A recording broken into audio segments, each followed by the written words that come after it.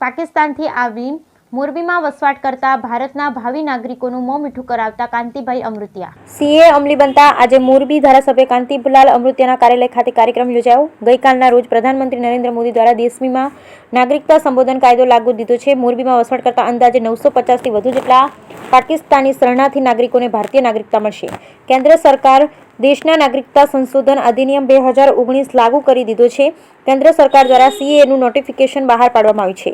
ગઈકાલથી જ દેશમાં નાગરિકતા સંશોધન કાયદો એટલે કે સીએ લાગુ કરવામાં આવી ગયો છે. ત્યારે પાકિસ્તાનથી આવેલા બીજા 950 હિન્દુ શરણાર્થીઓને ભારતીય નાગરિકતા મળશે.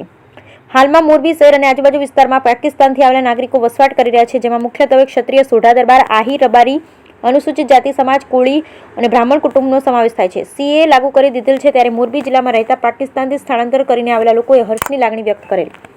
બ્યુરો રિપોર્ટ અશોકભાઈ ખરચરિયા, કેમેરામેન મહેશ ખરચરિયા, મોરબી. નરેન્દ્રભાઈ જે પાર્લામેન્ટમાં સીએનો જે કાયદો લાવ્યા એ બદલ પહેલાં તો હું આભાર માનું છું. આભાર શા માટે કે મોરબીમાં લગભગ છેલ્લા 12 વર્ષથી જે આવે પાકિસ્તાનથી અહીંયા અમારી કાર્યાલય આવતા હોય એને અહીંયા રહેવાની વ્યવસ્થા, કામની વ્યવસ્થા કરતા હોય.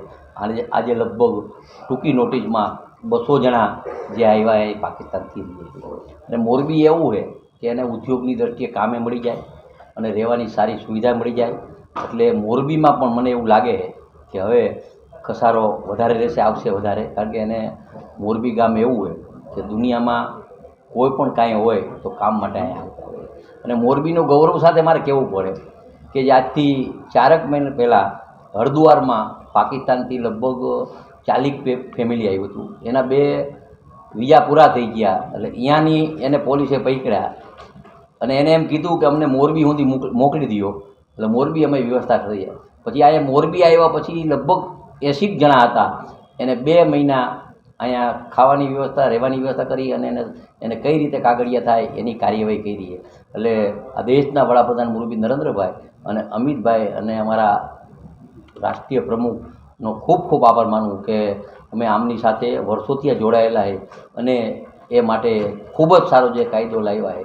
એક પછી એક નિર્ણય આ દેશના વડાપ્રધાન સારા જ લાવે, પણ આ જે નિરાધાર બધું મૂકીને જે આવ્યા હોય, આજે પંખીનો માળો જે વિખાઈ જાય એમ મૂકીને આવ્યા હોય ને એ બધાને જે નાગરિકત્વ મળવાનું છે એ બહુ મોટી વાત છે. અને ખૂબ આજનો કાર્યક્રમ ટૂંકી નોટિસમાં ખૂબ સારી રીતે બધાએ હાજરી આપી, એ પણ અતિ આનંદની વાત છે. આજે ઉજવણી કેવી રીતે કરી? આજે ઉજવણી એમનું સન્માન કર્યું અને મીઠા મોઢા કર્યા અને સાથે મળી અને એની યારે વાતો કરી.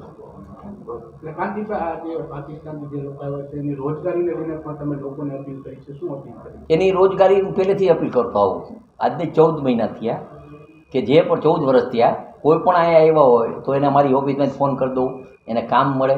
અત્યારે પણ આપને નજરે જોયું કે ઊંચો હાથ કર્યો, કોઈ પણ એમ કીધું અમારે કામ મળે. એક બાપાએ કીધું કે મને કામ મળે. મેં કીધું મારો કાગળ લખી દે, તમે ચોકીદાર, મોટી ઉંમરના છો, ચોકીદાર તરીકે તમને રાખી દેશો. આપણે એક મુહિમ શરૂ કરી છે ગામ માટેની. કઈ પ્રકારની મુહિમ છે જેના માટે જુદું ગામ બનાવવાનો પ્રયત્ન ચાલુ કર્યો? એ અમારા વિનોદભાઈ સાથે મારે ચર્ચા થઈ છે કે જ્યાં ઉદ્યોગની દ્રષ્ટિએ સારું કામ મળતું હોય ત્યાં આ બધું કાગળિયા ક્લિયર થઈ જાય, પછી એકાદું ગામ એનું સારું બને તો એમને અહીંયા ભણવાની વ્યવસ્થા, કામની વ્યવસ્થા થાય. પ્રતાપસિંહ છે. તમે કેટલા વર્ષથી રહ્યો છો? હવે સરકાર દ્વારા જ્યારે નાગરિકતા આપવામાં આવી છે કેટલી ખુશી થાય છે, શું કહેશો? સૌપ્રથમ તો માનનીય વડાપ્રધાન શ્રી નરેન્દ્રભાઈનો ખૂબ ખૂબ આભાર. ગૃહમંત્રી અમિત શાહનો પણ ખૂબ ખૂબ આભાર. હું લાસ્ટ 20 વર્ષથી અહીંયા રહી રહ્યો છું. કાલે જે સમાચાર સાંજના મળ્યા છીએ એના અહીંયા તો હર્ષની લાગણી છે જ, પણ અમારા સગાવાલા જે બોર્ડરની ઓલી બાજુ પાકિસ્તાનમાં પણ રહે છે એમના એ લોકોના ઘરના પણ એક હર્ષ જેવો માહોલ છે, દિવાળી જેવો માહોલ છે. આજ બધા અહીંયા મળ્યા, એક ખુશીનો વાતાવરણ જોયું. ખૂબ ખૂબ આભાર.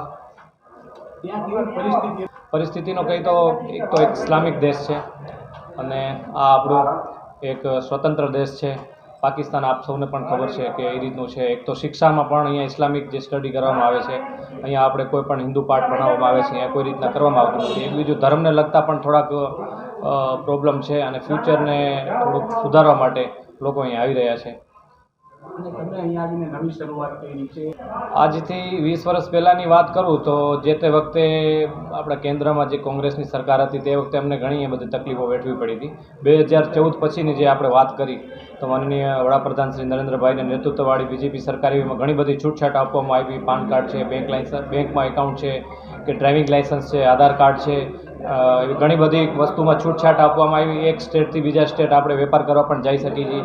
એવી ઘણી બધી સુવિધાઓની પ્રાયોરિટી આપવામાં આવી તો એક અનુકૂળ લાગ્યું. અને 2014થી ભાજપવાળી સરકાર આવી તે લોકોમાં એવી અપેક્ષા હતી કે આ સરકાર કાંઈ ને કાંઈ અમારા માટે અપસફ્યો માટે કાંઈ ને કાંઈ કરશે. અને બીજેપીના મેનિફેસ્ટોમાં પણ આ વાત હતી. જો કે અમને 10 વર્ષથી આઈડિયો હતો જ કે આજની તો કાલ આ વસ્તુ લાગુ કરશે જ. અને કાલ સમાચાર મળ્યા એટલે બહુ ખુશી થઈ.